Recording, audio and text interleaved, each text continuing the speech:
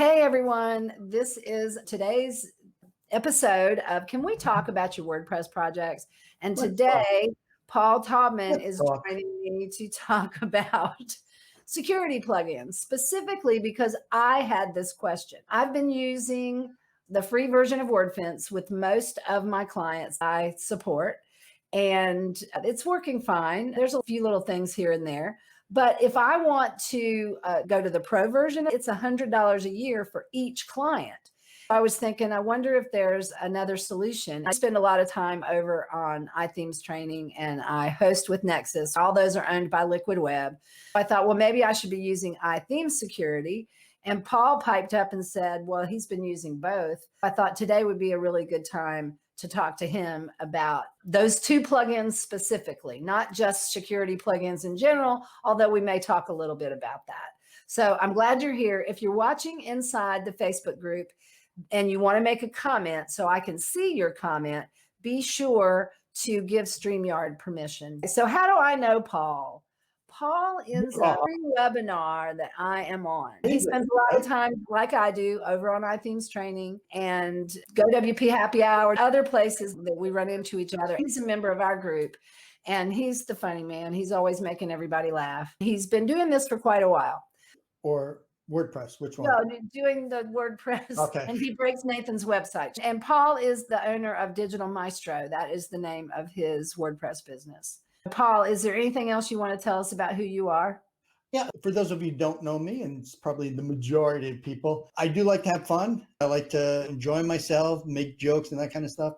But when it actually comes to the business, incorporate that fun and actually get things done in WordPress and building sites and security. I'm still very serious with the humor. So don't let that fool you. Yeah, I've been working on websites since, I don't know if you remember this. Remember when there were books and directories of websites before Google, before Yahoo? Yeah, they were actually publications of websites like Yellow Pages. Yeah. I didn't know that. So I've been building sites since way back then. My background is 27 years in insurance IT, actually, of all things. How's that sound for fun? Getting systems to talk to each other and share data and do all that kind of stuff. And was just doing this for fun on the side. Started doing work for other people. I remember first couple times got paid. It was a nice kind of thing where I'd take my wife out to dinner. We'd have a nice dinner. And then it was going on and we were able to go on really nice vacations. And they kept going. And I woke up one day and said, oh my gosh, I have two jobs, two full-time jobs. Let me pick one. So long story short, went out on my own. I've been doing this now for about 6 years and having fun with it. So always learning. There, I added our display names because somebody said Paul who. I'm sure they were joking, but in case they weren't, I put our names on the screen so people will know who we are. Okay, I was going to comment on something you said. I got distracted by looking for that setting. I don't remember what it was. All right, Paul, have you ever had a website that got hacked? Yeah, actually, the first website I ever built with WordPress, I remember going to it and saying it was a link injection attack. It was on a site called allaboutgratitude.com, still exists. It's been out there for, I don't know, at least 10, 11, 12, I don't know, no, more than that. A whole bunch of years. It's been out there. Anyway, I went there and I saw, oh my gosh, what are all these links? It's the pharmaceutical drugs to the imitation handbooks.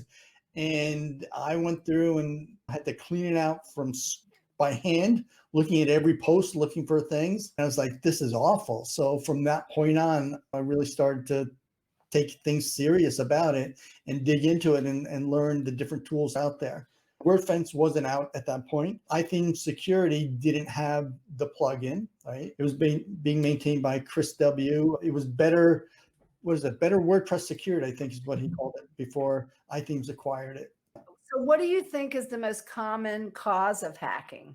So there's, do you think it's stuff that's out of date, or is it, because the only time I've had a client site hacked. So yes. All right. 4 things, right? The list just keeps going. So definite things that I definitely think is number 1, if you are on poor hosting, although a lot of the hosts don't want to agree to it or admit to it. But when you have 10,000s of websites on one server, I think when a good hacker gets into one, they can easily get into everything else. It could be based on another website that once they're on the server, that's definitely an issue. Number two, phishing and or just poor password maintenance. When people are using the most common password 12345, or it used to be, it's definitely out there. I acquired a client just a couple months ago who had the username admin still. People are still using poor passwords. That's definitely going to be a biggie. Out of date software. It's so easy to keep things up to date, but people don't, right? Or they have old sites from gosh knows when. They don't even look at them anymore, and it's still running old stuff. I'm actually, not that this was a problem, but I have a client that we're currently working with. His website just out of date. And as we're talking about it, he says, oh, and by the way, I have an old blog. I'm like, oh, you do? Where is it? And it was on a subdomain, and it's actually running WordPress 1.2. Oh my God, that gives me chills. I was like, yes, this is one of the kind of things you said, you know what? I'm going to convert that. I'm just going to do that so I can say that, yes, we've converted from 1.2. That's amazing. Yeah, I remember what I was going to say when you were talking about back in the day when we had books for websites. I always tell people, I remember when I started doing this when Windows 3.1 was brand new. And no self-respecting business would ever use an Apple product unless they were in graphic. That was a long time ago. So we're both dating ourselves here. I had the old Apple II. Remember with the square brackets? Apple II. I do remember that. So what do you see as the primary purpose for a security plugin? At a minimum, what should it do? Keep it secure. Well, what does that mean, Paul? Keep the bad guys out. So what it means is there used to be, and people still use it, like the login security. What was the name of that plugin? Login security, where it would limit the number of attempts somebody could rapidly try to break into your website. When somebody breaks into your website, there's a good chance it's not somebody sitting there at the keyboard banging away. And they're not going after you personally, right? They go, oh, here's a website. Let me try to hack in. Right? It's kind of like the neighborhood kids when they go around door to door late at night trying your car door. If anybody wants to get into your website, they will, period. The only safe website is one not online, which defeats the purpose. But what you want to do is prevent the easy kind of things from happening. So when those kids go to your car and they see it's locked, they're not going to probably smash the window. They're not going to do malicious. They're going to go on to an easier car. Right. Well, I used to think that because I was small and nobody knew who I was, why would anybody want to hack me? I don't have any money. But that's before I realized, what did you call it? A link injection.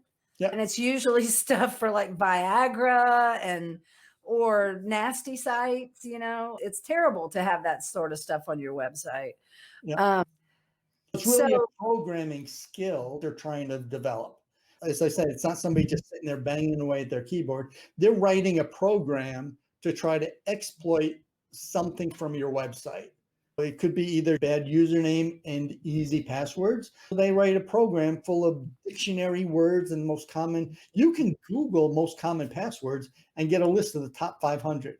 You put those into a list. You try all 500 against admin. And if the site might have it, boom, they're in. It just tracks it. That's when they can go do whatever it is they decide they want to do. They can take it down. They can redirect it, all kinds of different things. Okay, let me ask a question because I was confused. Some of these questions I'm asking, I already know the answer to. It's because we have such a wide variety of skill sets in our group, from people who are just starting out to people who've been doing it for a long, long time. So I was confused at first about the difference between being hacked and comment spam. On my website, I have a blog. I've turned off comments everywhere because the benefit doesn't outweigh the pain in the ass the comment spam is. But I have a client that she doesn't get as much as she was getting.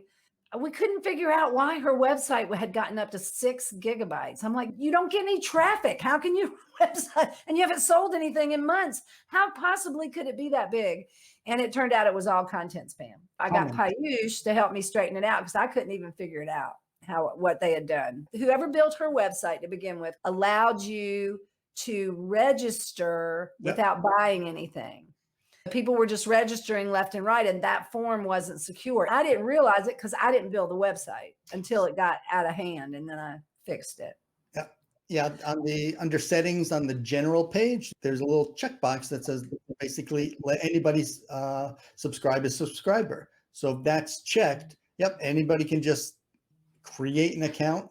They really can't do much, but you get thousands of those, you're increasing your database size. The same thing with the comment spam. Even if you are, I should say, moderating it, meaning you have to go and approve it, depending on what things you have in place to block some of that, you can get tens of thousands of comments just building up and your database just explodes inside.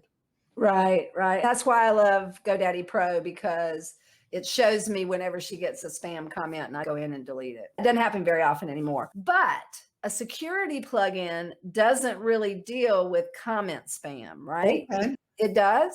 They can. They do. Okay. I don't think Wordfence deals with that. I don't think it does. iThemes security does. Okay. Something that says kind of limit comment spam.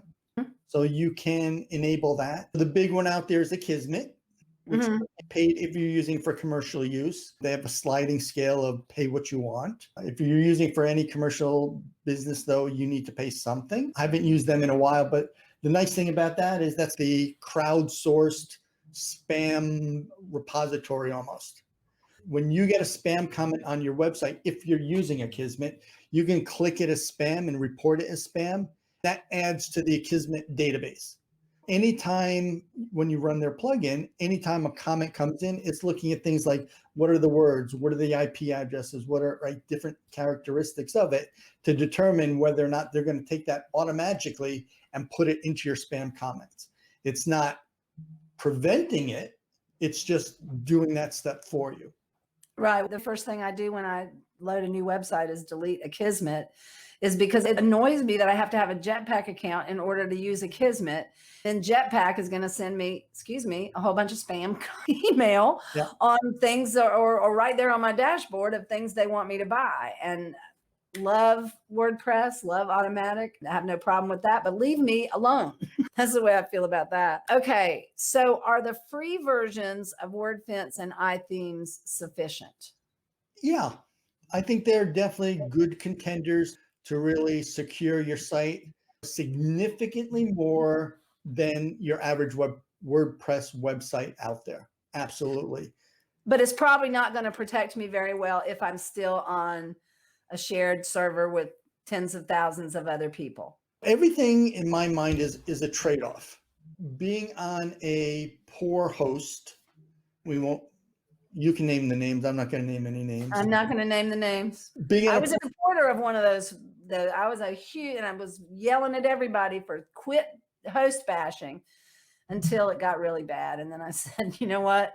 I just can't do it. Then I went to a good host. So anyway, if you're on poor hosting and you use one of the plugins, it's definitely going to make you better than being on there without something else. You just have to spend more time manually. You have to monitor it yourself and check and make sure and do things. Whereas when you're on better hosting and you're on a pro plan of one of these, you can rest assured. It's like do you sleep at night in your house with a baseball bat, knowing everything's safe? Or do you sleep without one because you've got the locks on, you've got the security, you've got all the other stuff? That is a great analogy. That's perfect, because I had an intruder in my house not too long ago. That is a great analogy. I don't sleep with a baseball bat. Now I just lock the back door like I should have that time. Okay. How do you know when you should go pro, when you should upgrade to the pro version of something? Look at each package and what they offer with the pro. Actually, I'm going to kind of pull it up here so I can let you know. You can share your screen if you want to also. Oh, okay. You want me to do that? I will be happy to. If you want to, either way, you can just tell us or you can share. I'm not sure if I have to do anything on my end. One of these days I'll learn how to use all these tools and I won't be bumbling around this way, but I think you just click on that share button at the bottom. Share. Let's share my screen. It's easiest with two monitors. I get to choose which one. I think this is it. Yeah, and I think I have to add it to the stream. There we go. Are you seeing this site here, Somerville Bakery? Yes, I'm going to take us off the screen because it was really small. Yes, we're seeing it. Just to let everybody know, this is a demo site I use. It is live. It's got content, but it's just used solely for the purpose of testing things out and for my own membership site I run. On here, I actually have Wordfence, I have iThemes, and I also have another plugin called Defender Pro, which is by WP Dev. First off, in iThemes, since that's the one that we're talking about, the Pro gives you certain things, and you can see they're tagged here. With the free version, obviously it doesn't have the Pro ones. The magic links are going to be a way you can, well, it says bypass lockouts using a magic link. So you can actually get an email link to automatically log you in. Okay? That's a nice thing. Same, it's kind of like here with the passwordless login. Click that you want it sent to you. It looks up in WordPress what your email account is for that, and it emails it to you. So then when you click on it. Okay, I'm already loving a couple of these things. Right? You can schedule site scanning for malware. So the free version doesn't do that, because the free version of Wordfence does it up to a point. They get it up to like 45, and it says, if you want more, pardon me? You said Wordfence gives you up to 45. 45 what? No, it's got a little thing that says, how protected are you? Oh, and it says, how protected are you? It gets it up to 45 or 50 or 60%. If you want to go all the way, then you upgrade to Pro. Yeah. I'm not sure what the difference is because I haven't researched it, but. One of the things I like about the Pro version is that it has the 2FA, two-factor. I'm always using that. Do you insist that all your clients use it, two-factor? I like to insist, but a lot of them don't want to do it because it's hassle. Oh, I have to go to my phone. So I leave it up to them. I strongly advise them to. Ultimately, it's their choice. Right. Because that's a great, great, great way to keep unauthorized people out. User logging, being able to track activity on the website is a great feature I'd like to use. Yeah, I've got a plugin that does that, but I'd like to be able to eliminate it. So this would be good. Yeah.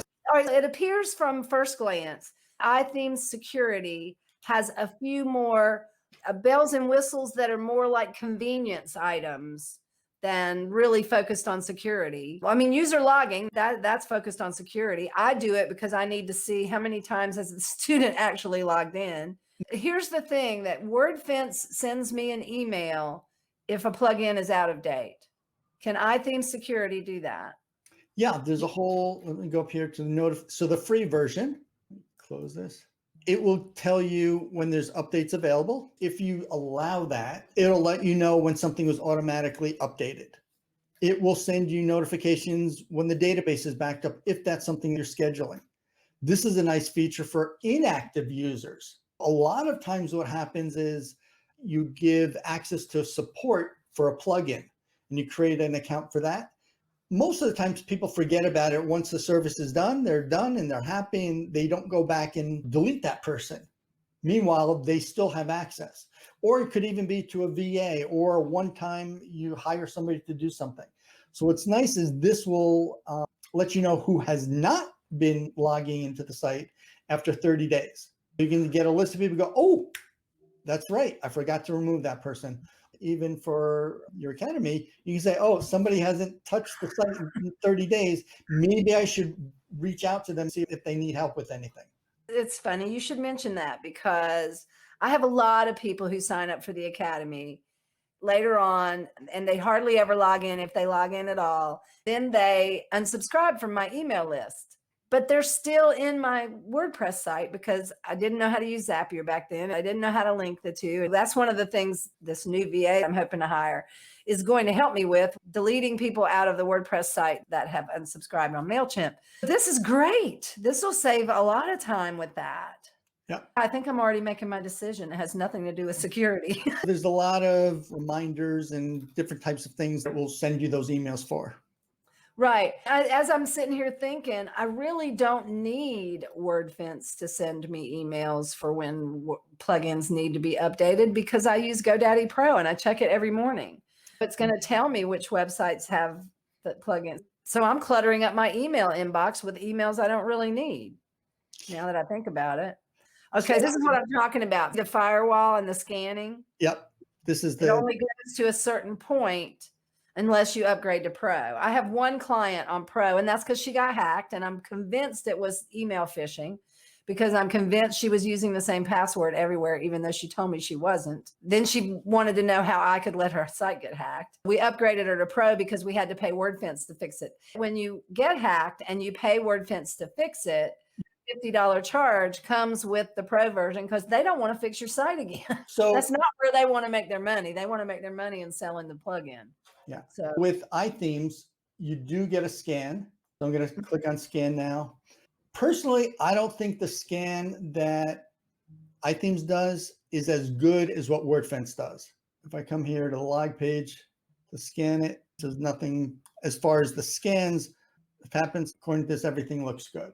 If I go to Wordfence, when I run a Wordfence scan, there's two things that always change. Wordfence does not live on my client sites for the most part, unless they came with it and they love it. There's two things that always drive me crazy about Wordfence. Let me make sure I have these set. Under Wordfence, under all options, general Wordfence options, right here, here it is. Pause live updates when Windows loses focus. So this is actually the default. It's checked by default, which means that when you go to run a scan, usually it takes a lot of time, 10 minutes, 20 minutes, depending on how big your site is, depending on the speeds, the host, and all that kind of good stuff. Right. Takes forever. If you click this and you run the scan, then you open up another tab or you go someplace else, Wordfence will stop. It'll pause and it doesn't continue on. I don't think it stops the scan. I think it stops updating you on the scan. I don't like it because it makes you think it's paused. Another thing I don't like about Wordfence is that lately, several times I go into a client site, it says your rules were not automatically updated. The automatic update of the rules, whichever rules they are, failed. You can manually update here. There's another manual step I got to do over and over. It's intermittent. It doesn't happen all the time. I don't know what's causing it, why those rules didn't update. It might have something to do with my host. I don't know, but it's annoying and I don't want to do that anymore. So you use both Wordfence and iThemes security, but you primarily use iThemes. So why is that? iThemes is more lightweight, is what they call it. It's not as resources intensive for the regular daily activities. Depending on your hosting, it could slow the site down. I like to use iThemes security. The biggest complaint about Wordfence you hear on the street is it's so resource intensive, it can really slow things down. And since site speed is everything these days, that's another reason it's time for me to switch to something else. I know the people that created Wordfence. I know the head guy. I know Kathy's aunt. I see these people at WordCamp all the time. But you use both. So what do you use Wordfence for? Yeah, so my everyday is iThemes Security Pro. I'll install that on all my client sites. When you get an agency package with iThemes Security, with iThemes, it's unlimited. That's what makes that nice. That makes it cost unlimited sites. Correct. Yep. Okay, so then pricing wise, it's going to be a lot cheaper than Wordfence. Now, I have no problem getting, let's say I drop iThemes Security Pro and I want to go with Wordfence and I buy a pack of 50 plugin licenses. Anytime you do that, that should be, in my case as an agency owner, I would pass that on to my clients so that the cost necessarily isn't a huge issue. It just means that my costs are going to be going up. So that's more the financial implications. Right. You get a better margin if you've got one license where you can have better. Sue Polinsky wants to know, do you export, import security settings? Yeah, that's one of the things iThemes allows you to do as well. I can configure the site for, this is not going to be a whole iThemes security thing. So I can say, I want to disable this. I want to disable this. I don't want that to happen. I want all the emails to come to me, not to the clients, blah, blah, blah, blah, blah. All right, so once I have a site configured the way I want, I just export it. So I have a JSON file that the next time a new one comes in, I go, boop, pop it in, import them, and it's done. I don't have to go through 47 different screens to configure the same thing every single time. That's a huge time saver. And especially if you're like me, where I don't take on a new client all that often, I wouldn't remember what all those settings were supposed to be anyway. I only want to have to think about that one time. And then I can just import that unless they add new settings. And iThemes Security Pro does have a ton of settings. Yep. So does Wordfence, but with Wordfence, I've always accepted all the defaults, and that's just the way it is. I haven't really dealt with many of the settings. But iThemes Security has a lot more flexibility. Yeah, what I want to say with anyone, so this is security plugin agnostic. If it's a good plugin, like the ones we're talking about, you can set some settings that people complain about, go, oh my God, it broke my site. Really? So what's happening is it's making it so secure that you can't get into it easy enough without going through cPanel and disabling things. If you do your research and you look at any of the security plugins, there are going to be people complaining saying, it broke my site. Chances are they did something they weren't aware of or they don't know about, and they checked the box that shut things down. So just be careful about that. Yeah, I didn't quite finish my thought earlier when I was talking about the people at Wordfence. These are stellar people. It's a stellar plugin. I'm not trying to throw off on it at all because they have saved my life on more than one occasion. But I am in that mode where I'm starting to take on more support clients and looking to improve my margin, so on and so forth. If there is a way I can do that and provide the same service, then that's what I want to do. That makes sense as a business person to me. You started to ask the question about, I mentioned I do use iThemes Security. I started to point out, I think the malware scanning of Wordfence much better than other plugins I've used. That's when I'll go in, install it. If I think something is suspect, or if a client comes to me and says, hey, my site's been hacked, that's the first thing I'll do to check it out, is to run their scanner, because it's great. And there's a setting that says compare it against the WordPress repository code. Right. But no, it's doing a check to say, is there extra stuff in here or isn't there? Yeah. Okay. There's a place for both of them. Yep. And to do that sort of scan, you don't necessarily need the pro version. Correct. It is not needed. But if you had one license, you could disable it on one client site, enable it on another with the pro thing. You could. I don't think you have to lock it into one website, do you? I don't know. I don't either. I'd have to check into that. So that's something to look into if you want to. Somebody's watching knows, let us know. Exactly. So what do you see as the greatest? Well, you already said it. But I'm going to ask the question anyway. On my list of questions, one was organic. Totally off the cuff. What do you see as the advantage of iThemes over Wordfence? And you said using the resources on the server. Yeah. Would you say that's right? Okay. Pricing is also pricing is huge. My next question was, what are any advantages of Wordfence over iThemes? But you already answered that too, which is if you suspect there is hacking going on, or the site has been hacked, the Wordfence scanner may be better than the iThemes one. But okay, let's just say you couldn't use both of them. You could only use one. Which one would you pick? I used to say gun to your head, blah, blah, blah, but people have gotten real sensitive about that lately. So building a site from scratch or a new website, iThemes Security Pro, because I think it's going to be more preventive at keeping the bad guys out, preventing things from getting hacked. So because of that, there's less likelihood it will be hacked, which means I won't need to use Wordfence for the way I use it to do the scanning. I see. This has been so helpful, Paul. Is there anything else you want to tell us about? There was some comments earlier on the post about the live presentation about other security plugins. This question just came to mind. Is there a relationship between iThemes and Securi? When they first started doing their scans, they partnered with Securi and they were doing the high-level scans. I don't know if you remember, but a lot of times the scan would fail and you'd get a message or an email that says scan cannot complete, and there was no other information about the reasons why. That's because they were just getting a return code, I believe, from Securi. Since then, they have taken things more in-house and that message is not coming up as much. I don't know exactly what stuff with that. A great person to ask, Michael Moore. I think they're doing a whole WordPress disaster week. Yep. Training. I presume we're going to be talking all about the security and plugins and things like that. This has been super helpful. People had questions about other plugins. The two major players are Wordfence and iThemes Security, in my opinion. Or at least they're the ones I hear about the most. Defender Pro is a great plugin as well. As I mentioned before, WPMU Dev. I have trouble trusting a company who has cartoons all over their web. I like that. I think those are great action figures. I've been a member with WPMU Dev since it's going on 10 years now. Yeah. This site I'm taking over that I mentioned I just got the big project for, they're using Hummingbird and Smush Pro.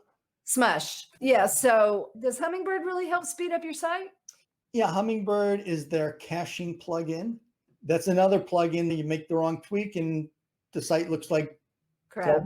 I'll say crap. Okay. Depending on how you're loading and what you're doing with your JavaScript and all that kind of CSS, it's easy to break it. This has helped me tremendously. I still haven't made a decision. I want to take your advice and go look at all the features of both of them to see what it is I think my clients need. And I need to check with my host because I'm not 100% sure of, look, when you go with somebody like Nexus or Liquid Web, you know they're secure. I didn't have to look into what are you doing exactly, right? But I do need to know that. I want to look into all of that. This new client is the biggest client I've ever had. I can't mess up. I just can't mess up. And it's a lot of pressure. I want to make sure I'm providing the best possible service I can provide. Whereas my other clients, they don't get a lot of traffic. They're just kind of mom and pops. They're all secure and I'm doing the right thing. I just haven't delved deep into it to make sure I'm taking care of everything. That's what I'm going to do. Yeah. Go ahead. One thing I'm surprised I haven't said yet. Anytime you're talking about security, the number one rule, the first thing you should always do is take a backup. However you want to take it. I just want to make sure that, you know, anytime. Backup Buddy is the iThemes backup product, but that's separate from iThemes Security, correct? Right. You can buy them separately. You can get licensing separately, or you can go through some of the plans they have where you get all of the plugins. I don't keep track of all that stuff they offer now. I know what I pay for and I'm happy with what I get from them. Even if you're not using a backup like plugin like Backup Buddy, you can still take one manually going into your cPanel and backing up all the files and backing up the database and exporting, do all that kind of stuff. I use all-in-one WP migration for my backups. I'm on managed WordPress. They back up every day. I use GoDaddy Pro. They back up intermittently. And I do a daily backup with all-in-one WP migration. I back up to Google Drive and I back up my hard drive. So I'm covered. You know, when I used to download them all to my hard drive and I would back up my hard drive, but I don't do that anymore. So I think if you're backing up 3 different ways, you're pretty much covered. Turn this into a backup discussion, but make sure whenever you think you have your backups that you can also restore them should that happen. Right. Find out your backups ain't working when you need it. I know all-in-one WP migration does. I use it all the time to move sites like boom, like that. Okay. Back in the day, I was using Duplicator and it was so convoluted, all the steps you had to go through. And now with all-in-one, it is so easy just to copy a site, move it over to a staging environment, do what you need to and copy it back. It's just fabulous. So on Friday, folks, when we do our Friday chat, we're going to continue this conversation. And that gives you the opportunity to join into the conversation. We can bring up other security plugins. Paul, are you going to be able to join us at 11 on Friday? Sure. Okay, that'd be good since we did this. I didn't ask you ahead of time. And there's a fellow that's local here, kind of a super techie from a totally different project I worked on doing a totally different thing. That's how I met him. He has some opinions too. And he said he may join us as well. I might hit up some people from some other security plugins and maybe they want to join us, just kind of talk and answer questions. We'll see. But that's what we're going to be talking about in our Friday chat. We do that every Friday at 11 a.m. And typically, not always, but typically it's a continuation of the conversation we have in this live training. It's an opportunity for everybody to chime in. You can either watch it in the Facebook group or you can join us on Zoom. If you're on our email list, you'll get an email. If you are in the group, there'll be a post with the Zoom link. Paul, thank you so much for taking the time to do this. Sure Because thing. I would have called you personally and we would have had this conversation privately, but I figured why not let everybody hear this conversation? Because other people may have the same kinds of questions I have. This just goes to show you, everyone, I know a lot about project management, but I am not the expert on everything WordPress or everything surrounding project management. That's why I bring in people like Paul and other seasoned people who've been around or are experts in their area to help all of us figure these things out. So thank you, Paul. And until I see everyone again, hopefully on Friday, remember to stay productive, stay strong, and never stop learning. Thanks, Paul. Bye, y'all. Have a great week.